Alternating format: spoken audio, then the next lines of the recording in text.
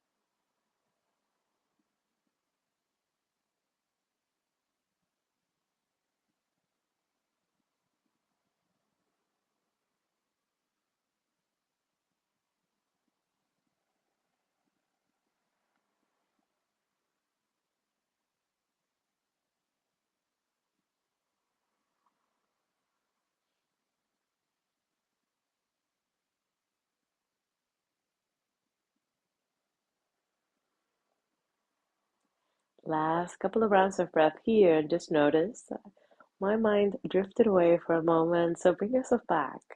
Welcome yourself back to this moment of rest, this wise use of your energy in this practice, and see where you are at. I can hear in the background of where I am cars passing by. It's the end of the day, so invite everything that is around you so that you can be informed of exactly where you are. And then with care, bring hands to your chest or to your torso. Bringing the legs a little bit in and just rolling over to one side. Stay on your side for a moment. Notice your back body. The more than 60% of our lung capacity is in our back. So notice your back expanding as you breathe in, softening as you breathe out. And then slowly press one hand on the floor, lift your torso. We are changing or moving very little. I'm adding my bolster here, which will be like two big cushions. This is for if it's two cushions, one for the knee and one for the ankle. And because this bolster is a little bit thick, I'm placing two pillows, two cushions for my head. We're just rolling over on the side. I'm gonna place my eye mask. I missed it before, but all good.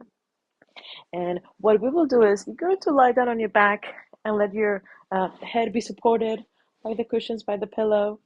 I have the bolster on the right side. You can have it on the opposite. You just stretch one leg and roll that opposite leg.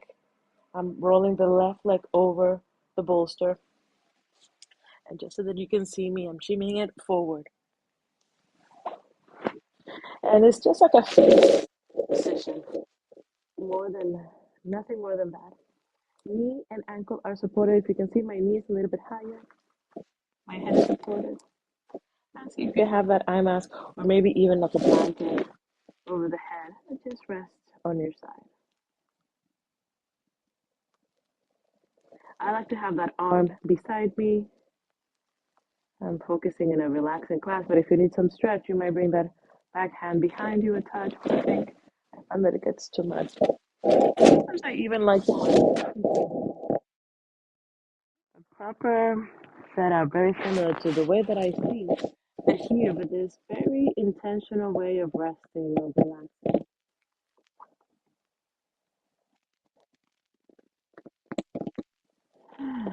And notice the hip on top of the other, both of the buttocks supported, space for the digestive system, for the belly, and the capacity of the back body to inflate when the breath comes in and soften when the breath comes out.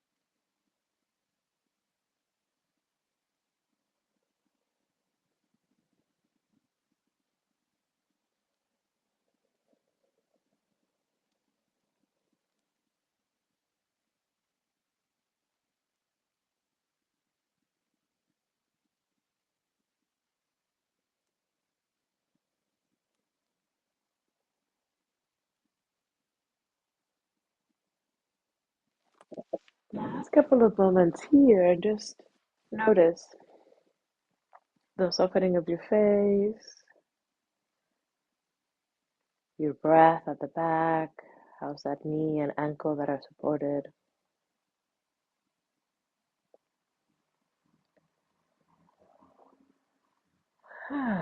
Intentionally creating space for this practice. I'm gonna take a bit my mask so that I can grab the bolster or the pillows if you have them and just bring them over the body and all the way to the opposite side. The outer leg, roll it over to the side and let it be supported for the purposes of being seen by you, but also practicing with you. I'm just moving my things around. I know that was so comfy. Bolster on the side, and from the back, I'm just rolling over. So nice. Hope you can still hear me. And I'm placing, even if it's just for 3 minutes, my eye mask to find a little bit of darkness to all of that brain matter thinking, to let it have the signals that it's time to slow down, rest down. This side is a little bit different. I'm wiggling a little bit so that that shoulder is happy. You can always elevate a little bit more the head so that the arm has more room. And notice yourself resettling.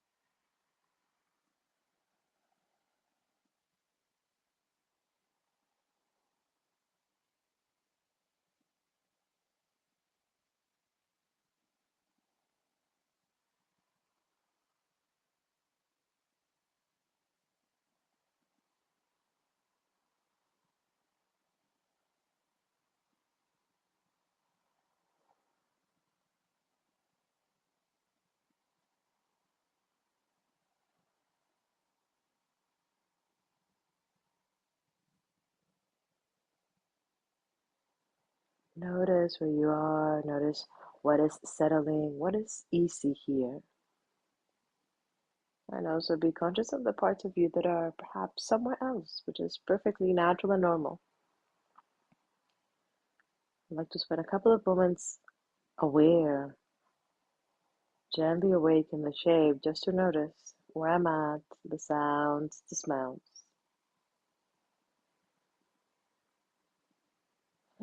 And we're here, breathing in and breathing out. We're transitioning shortly, so find one of your hands or the top hand to touch the floor. Bring that leg beside you, gently press that hand on the mat, creating some light. And we will need the two bolsters or four big pillows for the next shape. We will do a prone shavasana, which is nothing more than lying down on our bellies. I will place the two big pillows or the bolster lengthwise on the mat and one traversing. If you have a blanket or an extra blanket or an extra pillow, I hope that the camera can catch this. I'm going to place something for my ankles, which is very, very, very nice. So come through hands and knees. Let your legs be supported. You see by that blanket. Your hips will come to touch that first bolster or those first pillows. I'm going to shimmy it a little bit in. And then that second bolster will be for the torso. I like to make one hand on top of the other for the forehead so that I have it in the center. You can have two extra pillows if you have them to let your head rest on the side in a way that feels easy.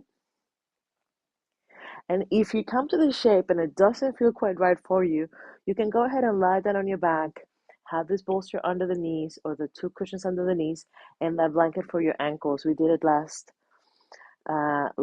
month, but it's all good. Find somewhere where you can lie down flat that is not symmetrical.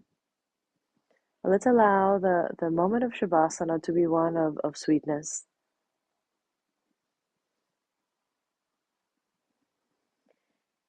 Settle here, noticing your feet. So we'll do a gentle body scan. Relax through your toes and ankles. Soften something through the shins and calves. Notice your knees, the connection of your knees and the floor. Relax with the thighs, the buttocks. Notice the belly, the lower belly against the support as you breathe in. The lower belly, the navel softening as you breathe out. A whole journey through the floating ribs, the chest. And then also notice the back body. Back ribs expanding, shoulder blades away from each other, relaxed. Elbows in contact with the mat, arms relaxed. Notice your wrists, your hands. Can you curl a little bit your fingers and relax all of your fingers in both of the hands?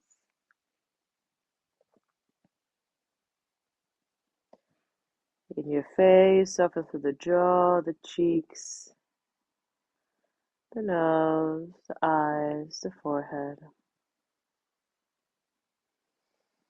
And relax something here from the crown of the head to the tips of the toes. Your entire body here. Relaxed.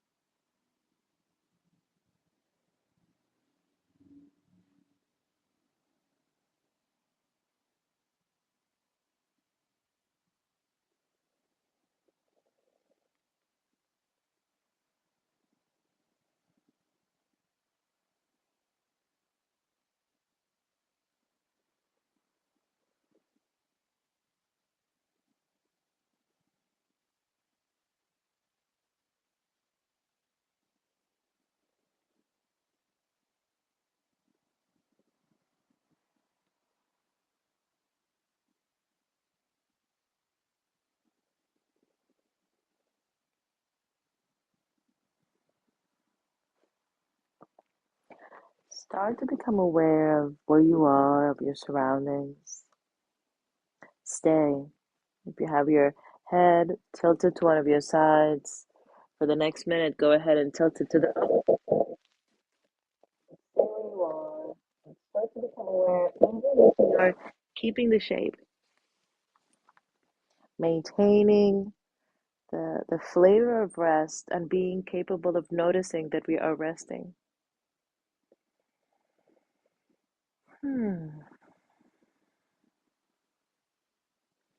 Aware again of the belly, of the arms, of the legs. And then slowly, slowly, you might stay where you are and just hear some of my words, but you might stay there for a couple of more minutes. I do love and enjoy practicing from home and staying in my own bubble of nest. If you're coming out of the shape, you might bring hands to the floor and come gently through a hands and knees, perhaps a small um, child's pose could be nice, and a little bit of like a stretch. And then we come back and perhaps sit um, on the mat. But again, I envision you continuing to be seated, lying down, receiving. And as you are coming back, if you are, look at me, all relaxed. I will read for you some words. Maybe again, you are still lying down. These words are from Mary Oliver. The poem is called Wild Geese. You do not have to be good. You do not have to walk on your knees for 100 miles through the desert repenting. You only have to let the soft animal of your body love what it loves. Tell me about despair, yours, and I will tell you mine. Meanwhile, the world goes on. Meanwhile, the sun and the clear pebbles of the rain are moving across the landscapes, over the prairies and the deep trees, the mountains and the rivers. Meanwhile, the wild geese, high in the clean blue air, are heading home again. Whoever you are, no matter how lonely, the world offers itself to your imagination, calls to you like the wild geese, harsh and exciting, over and over announcing your place in the family of things. Hmm. Letting the ripples of the sweet words of Mary Oliver to come through us with this concept of wise use of our energy, this concept of imagination and place. Hmm. I am bringing hands in front of my heart to salute you, to salute your practice, the time, live, or maybe in the future, recorded that you took for yourself. Very grateful for your practice. We'll see you again. And I'll always give links to you for continuing the practice, and I will see you soon. Thank you so much.